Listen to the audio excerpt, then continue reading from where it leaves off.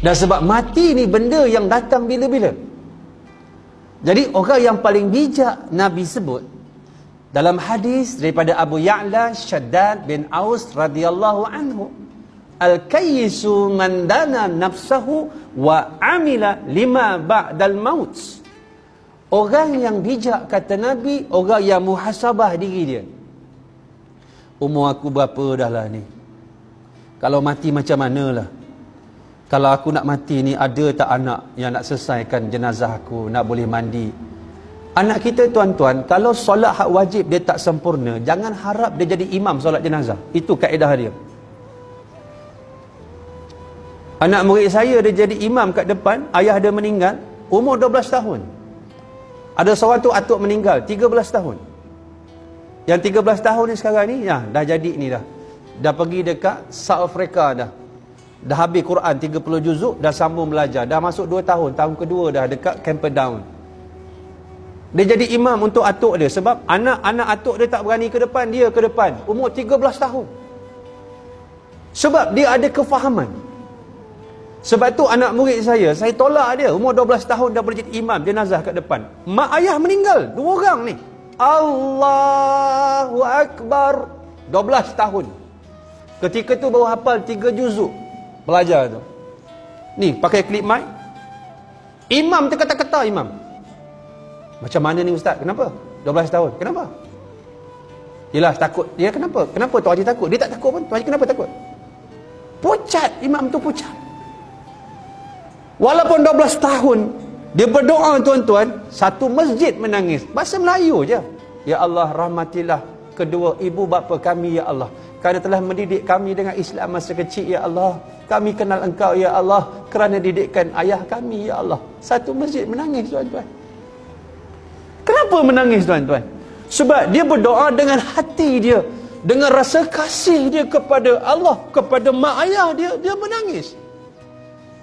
Kenapa orang meninggal? Imam tu segak pakai kemah balik overseas, bukan over river. Kenapa orang tak menangis?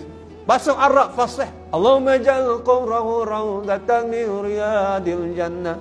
Orang buat sengih je. Yang kalau isap rokok tak ada apa-apa. Soul tak ada soul. Soul tak ada. Jiwa tak ada. Jiwa tak ada.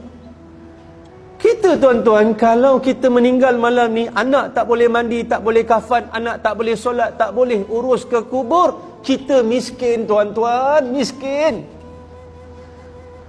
Miskin kita, miskin. Kita tak ada persiapan nak ke syurga Allah. Nak pergi syurga bukan besok persiapan. Persiapan dia sebelum kita faham lagi dengan ilmu, sebelum kahwin, sebelum dapat anak, sebelum dapat isteri. Hidup dalam keadaan kita diikat dengan kefahaman agama Allah. Kita mati nak ke mana? Sebab tu bijaknya, wa amila lima ba'dal maut. Dia berfikir nak buat persiapan untuk mati dia. Sedih tuan-tuan. Sedih. Mati tiba-tiba anak tak tahu nak solat jenazah. Saya sedih tuan-tuan. Kadang meninggal, ayah meninggal, belakang ni dah hitam dah. 2 tahun baring, stroke. Anak datang rambut merah tu. Boleh mandikan ayah? Tak pandai ustaz. Saya aja tak pandai ustaz. Saya aja tak pandai ustaz. Apa yang kau pandai? Depan mayat terpaksa bagi tazkirah tuan-tuan, minta maaf dengan izin. Untuk kebaikan dia. Sebab saya kata, kalau kamu tak nak mandikan sekarang, saya mandikan. Saat lagi ayah kamu saya mandikan, kita kafan, kita ke bumi. Kamu tak ada peluang nak mandikan dia. Baru air mata gajah, air mata buaya meleleh. Saya pandu kamu. Ini yang berlaku. Orang meninggal panggil kita pagi nak selesaikan. Meninggal malam. Jenazah penuh dengan najis. Apapun mak ayah kita meninggal, waktu malam ke, waktu apa ke, jangan report polis dulu. Confirm meninggal, bersihkan pakaian dia dari najis, air kencing. Sebab sakit ni mati tuan-tuan, ni sakit sangat. Nabi nak meninggal sakit sangat. Nabi sebut dalam keadaan Allahumma a'inni ala ghamaratil maut wa sakaratil maut. Wahai Allah, tolong aku, pedihnya mati, sakitnya mati. Nabi ambil air sebelah katil dia, Nabi sapu muka dia. Mati ni sakit tuan-tuan. Kalau Nabi pun sakit, kita senang mati. Lagi sakit, tuan-tuan. Tu yang tahi, bila orang meninggal, warna hitam keluar. Tahi yang paling hujung dikeluarkan. Kerana sakit, bukan kepalang. Kata Nabi, lebih sakit ditusuk oleh 1000 bilah pedang yang tajam. Sangat sakit. Tiba-tiba anak tak faham. Kerana tidak faham. Sebab itu inilah yang berlaku bila kita tidak ada kefahaman. Apakah itu kematian? Hakikat ini yang kita kena tanam malam ni untuk persiapan kita dengan cara balik. Cuci-cuci sekolah ni buatlah makan-makan sikit. Panggil anak berkumpul, cucu berkumpul. Kalau ayah meninggal besok, siapa nak mandi kat ayah? Kalau ayah meninggal besok, siapa nak jadi imam solat jenazah? Dah kena beritahu sekarang. Kau sejak balik England ni, ayah tengok kamu tak pernah solat pun.